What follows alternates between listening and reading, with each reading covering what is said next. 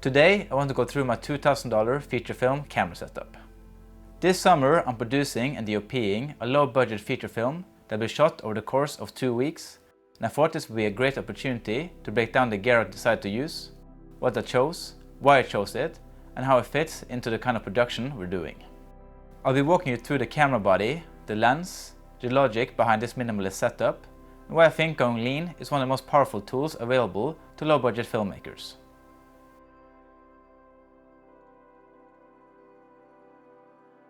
This is a very small crew production, about 3 to 4 people behind the camera.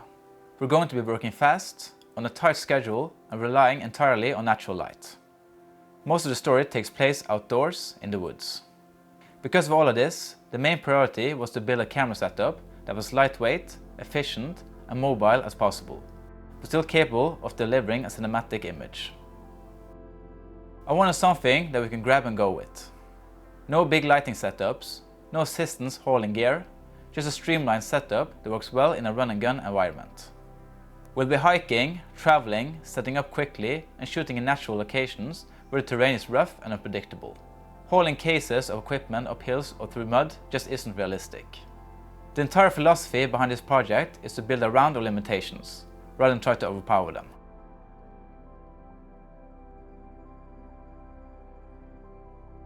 The camera I'm using is the Panasonic Lumix S5. This is a camera I really come to love. It gives you a high quality image in a very small and lightweight package. That alone makes it ideal for this kind of project. When you're out in the woods for hours each day, moving from location to location, the last thing you want is a heavy camera rig that needs extra support. The S5's weight, or lack thereof, is one of its biggest advantages. One of the standout features of the S5 is its in-body image stabilization. It's honestly one of the best in this class. I can shoot handheld and still get steady footage without using any stabilization gear.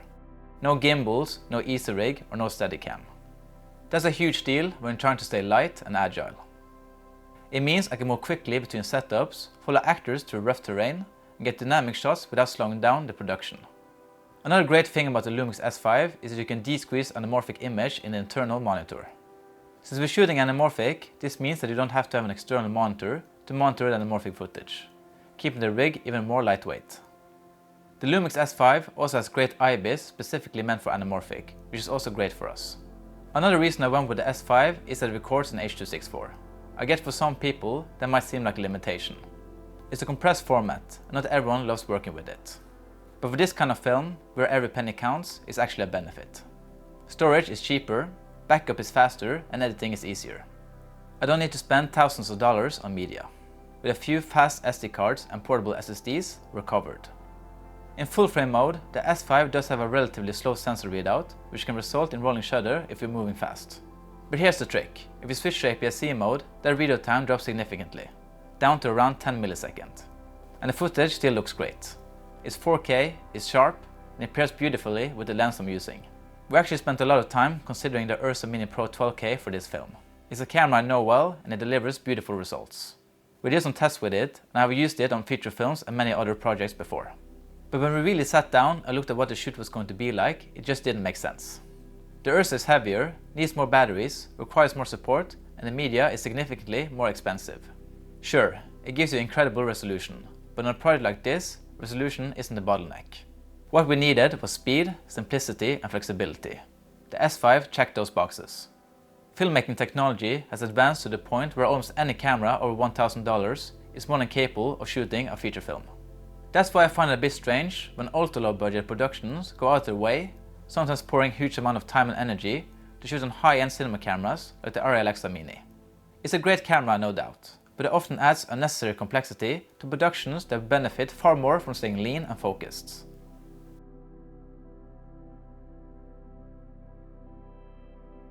One question that comes up when I tell people we're shooting H.264 is, won't the compression artifacts show up on a big screen? After all, we're hoping this film will screen at festivals and maybe even get a theatrical release, so image quality matters. But honestly, I don't think it's something to worry about. As someone who screened films in theaters before, I've been surprised by how much detail actually gets lost once you project an image that large. Most theatrical deliveries are in 1080p anyway, and so if you're capturing in 4K, the downscaling process alone takes care of a lot of those minor compression artifacts. Then you factor in grain overlays, color grading, and those artifacts pretty much disappear. So yes, technically H.264 is more compressed than something like ProRes or RAW. But practically, in the final image on a theater screen, it's not really a concern. The footage looks strong, and I'm confident it'll hold up where it matters.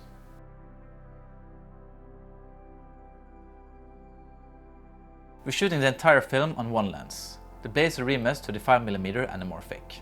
I use this lens extensively, and love what it does to the image, especially in natural settings. It gives the footage a dreamlike texture with flares, depth, and bokeh that all feel distinct and cinematic. In the forest in particular, it brings out a kind of visual poetry that's hard to replicate with standard spherical lenses. Anamorphic lenses carry a kind of visual legacy. They're associated with higher budget productions. They evoke a certain mood and sense of scale. So part of the decision to go anamorphic was creative. We wanted our film to feel ambitious and cinematic, even if it was shot on a minimal budget. But the choice was also practical. I know this lens well. I know how it handles flares, how it responds to different lighting conditions, and how it behaves when handheld. That familiarity is a huge advantage. We'll be shooting primarily at T2.4, which offers a sweet spot between shallow depth of field and manageable focus. It softens highlights in a way that I think adds emotion to the image. The imperfections of the lens, the slight chromatic aberration, the subtle distortion, those are features, not bugs. Some might ask, why just one lens? Isn't that limiting? Actually, it's incredibly freeing. We're shooting up to 8 pages a day. That kind of schedule doesn't leave time for debating which focal length to use, or constantly changing lenses. Using a single lens removes those decisions entirely. It streamlines our setups, makes our workflow faster, gives the film a consistent look. We can spend more time focusing on composition, performance and story, rather than gear.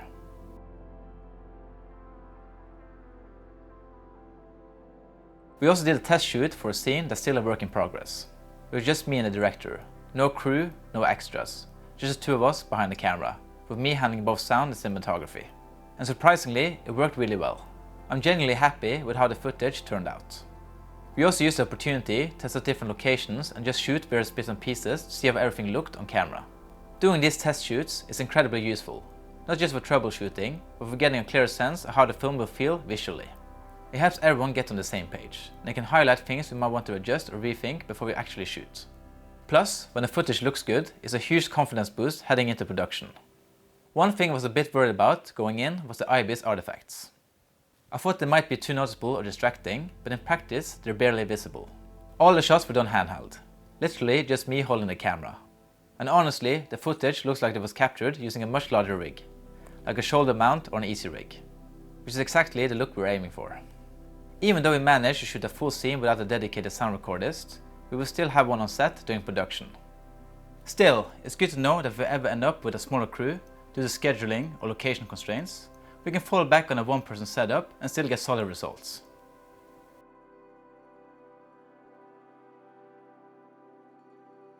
This brings me to something that I think is rarely talked about enough in the world of indie filmmaking: the value of going minimal.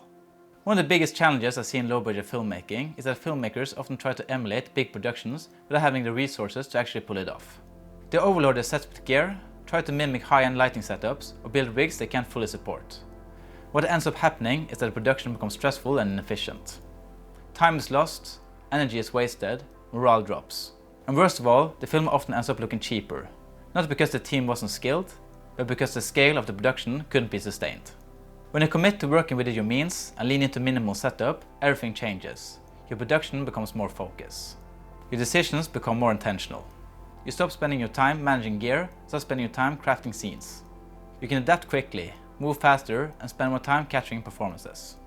There's also a psychological shift. With less gear, the set becomes quieter and less chaotic. Actors feel more at ease. The crew can communicate more fluidly. And because everyone's energy isn't being spent solving avoidable technical issues, there's more room for creativity. People are more present and the whole atmosphere becomes more collaborative. Minimalism doesn't mean settling for less. It means focusing on the essentials. If you know your story, your characters, your style, and your locations, you don't need a truckload of equipment to make something powerful. In fact, the absence of excess forces you to be more creative. You work with what you have, and that constraint can be liberating. I've seen it happen too many times. A filmmaker stretches themselves too thin, trying to mimic a high-budget aesthetic. The result is a film that feels half-finished. But when you design production around what you can actually sustain, whether that's a two-person crew or one lens, you're much more likely to finish with something that feels whole, intentional, and professional.